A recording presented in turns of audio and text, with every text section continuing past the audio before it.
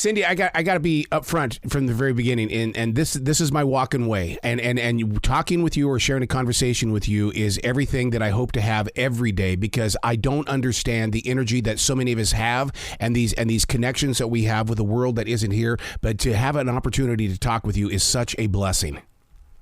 Oh, thank you so much. I'm glad to be here. And you tapped into this at such an early age. I realize that you were visited by a classmate. She unveiled herself to you after the tragic loss. But how do you deal with that at such an early age when most of us, we ran away to our bedrooms and we created worlds?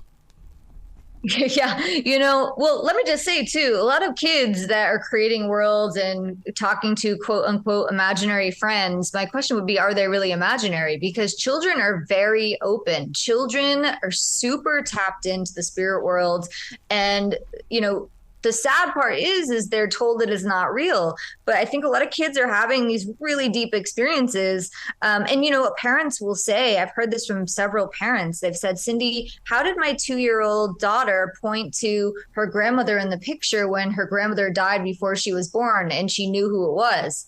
Or 2 or 3-year-old kid, because the kid is seeing, the grandmother visiting her from the spirit world. Mm-hmm. So, I just that's my thing on kids. They're super open. If your kid is telling you they're seeing spirits, have a conversation with them. Don't shut it down. But for me, I grew up in a Catholic family. And so we didn't talk about I see dead people. Right. The first experience that I had, I knew that something happened. I saw her, but I also didn't really understand what was happening. And I also was very sensitive as a kid, very psychic. I could see when things were going to happen before they did. I had premonitions. I could feel energies around me. I could read people very well. And my mom would always say, Cindy's really sensitive. She knows things.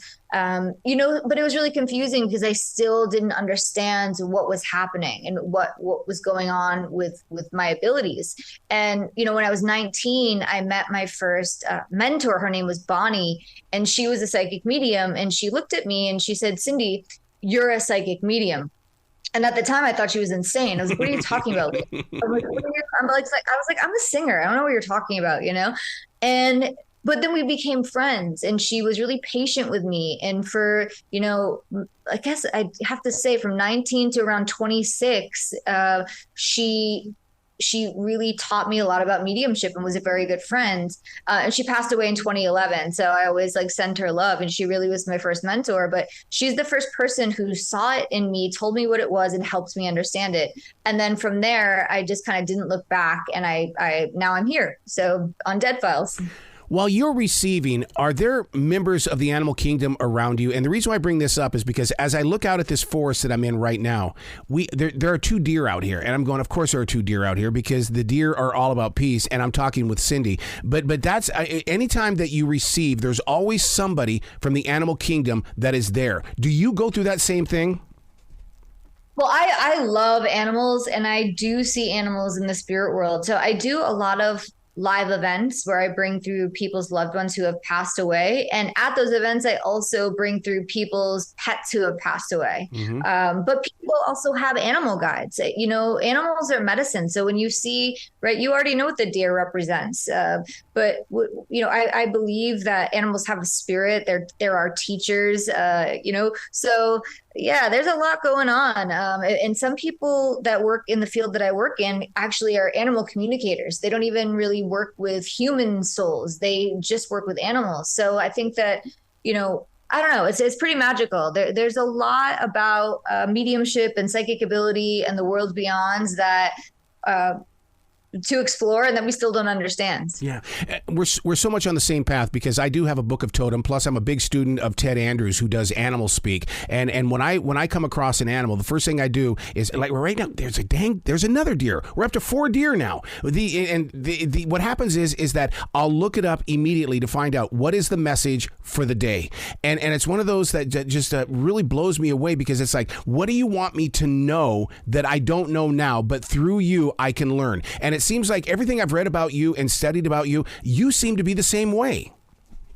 Yeah, it's true. Because I think there's a connection in everything, right? I don't believe that there's a separation at all between any of us. It's a this perceived separation, but we're here to learn lessons. We're here to have experiences. The earth is school, right? We're at school. But again, like finding that connection to nature is so vital, especially now. It's a misconception, I think, for people in their mediumship development to think that we have to go outside or go somewhere else or above, right? I always tell my students, I teach mediumship. I love teaching so much. I always tell them, really, it's all inside of you. And if you can get grounded and connect to the earth, even better, because the more grounded you are, the further out you can expand. And you won't get swept away by the wind or by, I don't know, the noise, right? You're coming from a grounded place. So I think you're on a great track by being connected to nature and animals. I think it's amazing. Do you believe in stream thinking, in the way that being present in your now is how you're able to receive? Because I mean, what you're doing on Dead Files, I mean, it's amazing how, most viewers might go, "What? I don't believe this," but those that do believe it are going to go, "Oh my God, this Cindy is speaking my street." Presence is key. Presence is so important. I describe working in this field kind of like this. It's like I have to be extremely present enough to allow this information to come in, and then I have to be cognizant to give the message. Then I have to go back to being present. Then I have to give the message. But again, true presence, like in that space of true presence, everything is there. And I'm of the belief, I think past, present, and future, all happening at the same time. Can I put words to that? Not really. It's like, I don't really know how to explain that. It's a feeling, it's an intuition. It's something I've experienced in meditation and sitting in deep presence of feeling everything there. It's all there.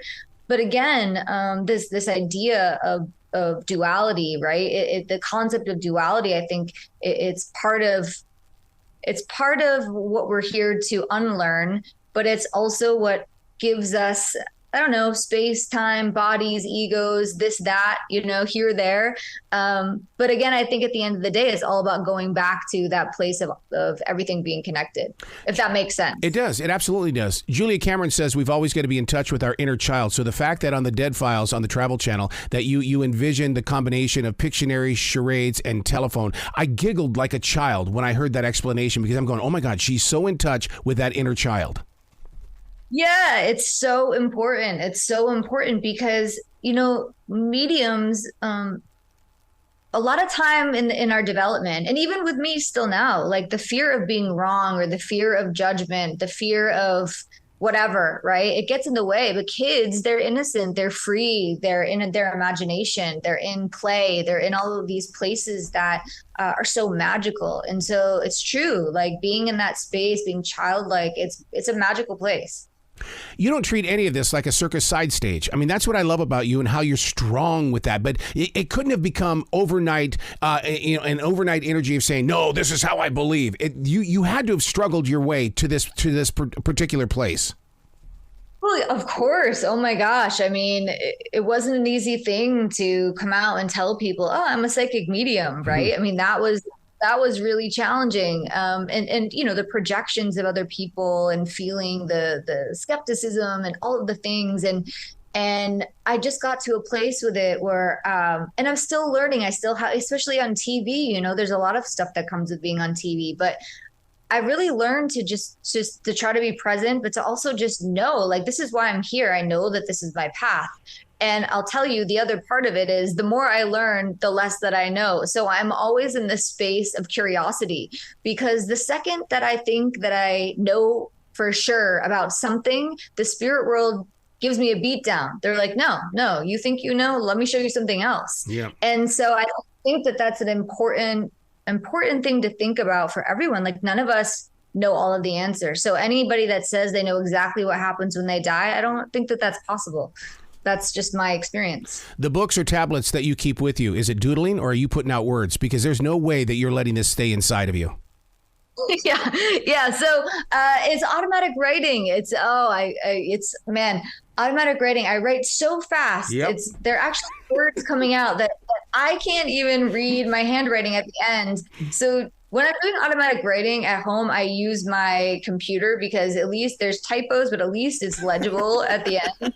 But it's I love using automatic writing because it's a different kind of a channel. It's not me having to unpack an image where, like with clairvoyance, you see an image. Maybe you're seeing a fire truck. So then you have to feel into, did somebody die in a fire? Were they a firefighter? Did they drive a fire truck? Did they get hit by a fire truck? Right? You have to like feel into all of these pieces of an image. With automatic writing, it's just coming out. So I don't hear it and then write it down. It just comes out. So it's a super vulnerable place to be as well, especially on TV, because I don't know what's about to come out, right? I just trust the process. But it's in some ways a clearer channel, but it's also, the information is coming from a different perspective because it's not, I don't have to filter it so much through it's coming from me and through me, but it's just a little bit different. Yeah.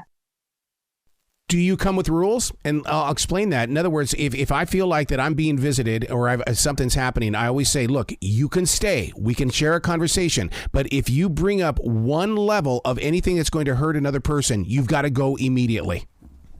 Oh, yeah, that's a really good point.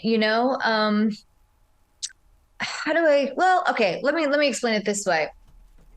When I first started working with really diving into my mediumship and doing readings for people, I did have rules, right? With the spirit world. Like if I felt that there was energy that felt mean or aggressive or angry, I would push it away. I'd be like, no, you're not coming near me, right?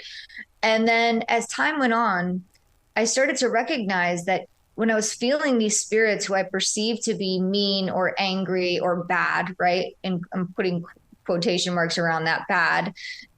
What I started to realize is that they were trying to show me aspects of themselves as who they were when they were here, right? So I had to feel that emotion from them to be able to accurately describe who they were.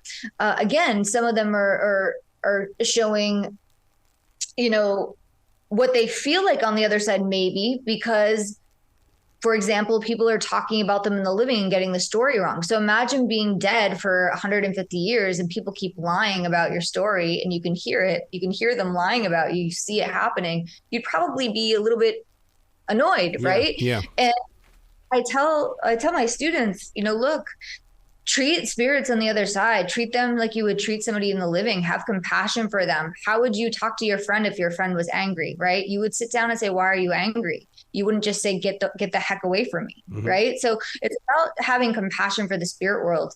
And I will say this, I'm at the understanding now with my work. And again, ask me in 10 years, I might have a different answer for you. But so true. Right? It's like, I don't know. So I'm just an idea. I didn't have this idea 10 years ago, so it's my idea now. In paranormal investigations, when we're encountering these energies that are angry, aggressive, that have a lot of force and power, right? People are having poltergeist activity, things are happening in their homes. I truly am starting to believe that I'm encountering, or people are encountering, these fragmented aspects of the soul that are traumatized, that need healing, that want to be reintegrated, right? Because when you have a trauma or something bad happens, there's a piece of you that can fragment off, and that piece can stay at a place. But it's really hard for me to believe that the entirety of a soul would be confined to one house for 50 years. Like I can't energetically, that doesn't make sense to me, because if you read about near-death experiences, people report to have been able to be in several different places all at the same time. So what is that showing us about the soul's ability to travel? So I think it's important for mediums working in the paranormal space to kind of recognize, okay, this is a fragmented piece. This is a part of this person's soul that's traumatized, that needs healing, that needs love, that needs compassion. But who's to say that the younger version, the childlike version of that soul isn't somewhere else talking to another medium? Because the spirit world can show themselves to us at any age they want to show themselves to us. And that's interesting too. So you could die at 100 and somebody could see you when you were 50. right? And then why are they showing up at that age? So anyway, yeah, I could talk about this for like 10 hours. Sorry. Like I said, this is the language that I speak. And so therefore I have to ask this question. Do you believe that you're tapping into frequencies? There's always frequencies around us, and somehow, some way you are not transmitting it, but you're receiving it.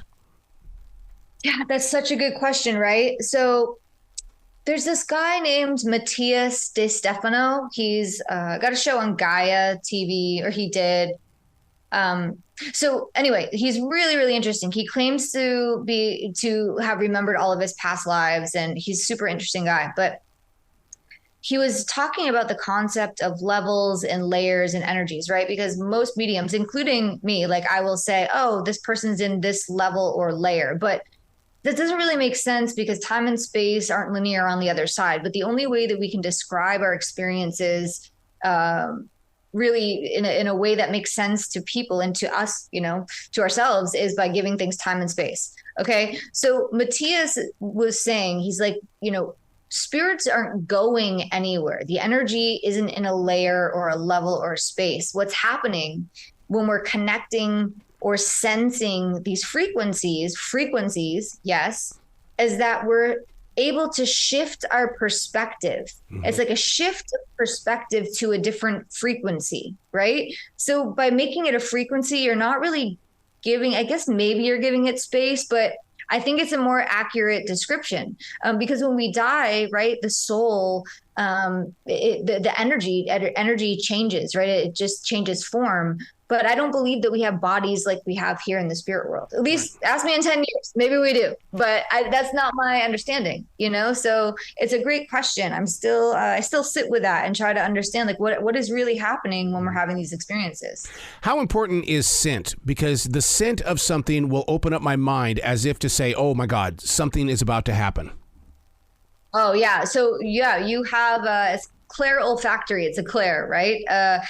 Man, scent is amazing. A lot of people report to smell cigarette smoke or perfume and a scent that reminds them of their loved one who has moved on, right? It's real. That's a visitation. That's an experience. That's a mediumistic experience. Unless you're working on a psychic level, that's past, present, and future. Maybe you're picking up somebody in the living, right? But yeah, no, it's a strong one, and it's very, like we could smell something and it could shoot us back into our childhood like this. Yep. So it's a strong one. Yeah. How do you deal with people who do live in their past? Because we talked about the present and how important that is, because it's like people will talk to me about things that have gone on in the past. And I'm like going, I can't tune into this because I'm not there. I don't want to go there. How do you personally deal with it? Oh, that's such a good question, right? Man, this could be a really long answer. Let me condense it. It could go in so many directions, right? Because, you're lucky that you understand the power of presence and being in that space, right? But I also think that people remembering their past, those moments where they're going into the past, they're teacher moments, their experiences. And everybody is where they are, right? And so I think it's about meeting somebody where they need to be met, because some people aren't ready to be in the presence practice, right? That's not where they are. So how can we meet those people that are really in the past and still, show up for them in a way that works for them. But I understand what you're saying. It's hard, right? Because there are a lot of people who really live in the past, and it's really hard to pull people out of that space. But again, be grateful that you understand the power of presence. It's a big one. Well, that's 29 years of daily writing is what that is, Cindy. Yeah. You've got to come back to this show anytime in the future. The door is always going to be open for you. Oh, I would love to. Let's do it again. Count me in. Thank you for the conversation. Well, thank you for the real talk about what this is about and why people should not fear it, but basically embrace it. Mm-hmm. Exactly. I say my job as a medium is done when nobody has to come see me anymore because everybody is having their own experience, right? So That's what I hope for. Excellent. You be brilliant today, okay? Thank you. You too.